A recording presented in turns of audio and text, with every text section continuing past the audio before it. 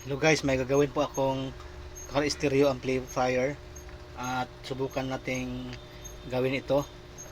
Ang problema nito ay ayaw tumunog pero may power. Ayan o, mayroon siyang display pero ayaw tumunog. Tara, buksan na natin.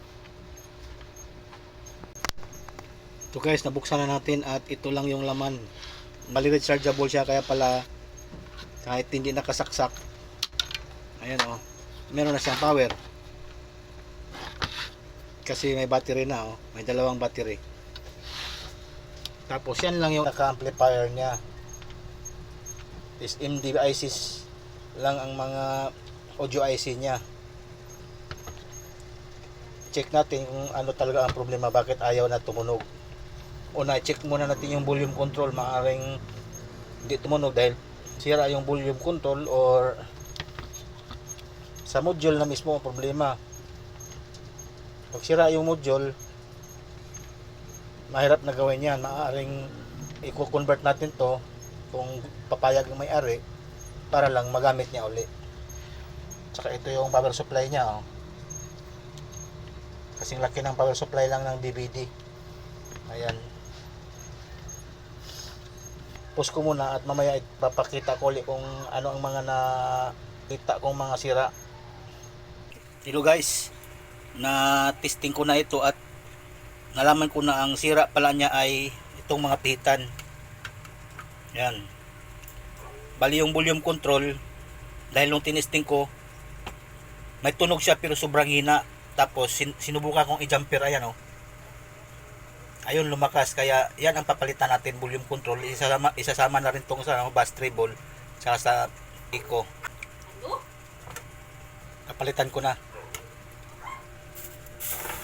Bali ito yung pamalit ko, kaso mahaba yung pihitan niya. Yung papalitan natin dito maiksi lang o, kaya puputulan pa natin to mga 3 to 4 mm. Naputulan ko na yung pihitan, ayan o, maiksi na siya. Ganon din yung iba, ayan o.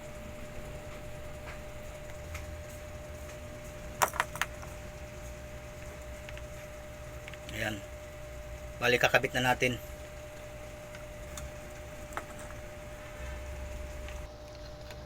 Palitan ko na ng volume control. Ito yung original niya. Ito naman yung pamalit ko, ayan o. I-testing na natin para malaman natin kung tumunog na ng malakas. Medyo mahirap nga siya baklasin dito kasi tagusan yung ano niya, tagusan yung hinang, back to back yung hinang ng board. Ayan o, katulad nito o, papalitan din natin yan sa mic echo. Yan, tagusan yan. Kaya mahirap palitan. Testing muna tayo.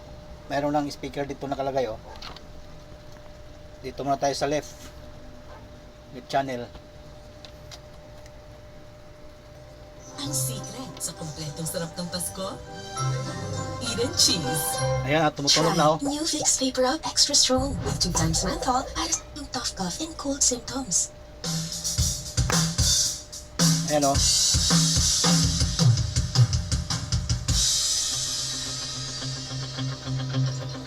Ayan, tumutunog na guys.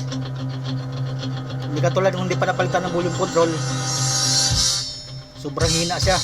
Pinang may-ari ayaw tumunog. Lipat naman natin dito sa right channel.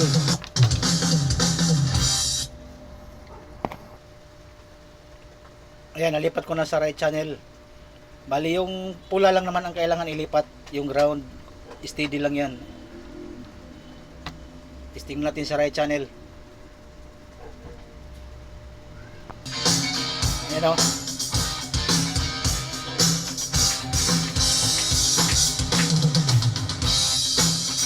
Okay na.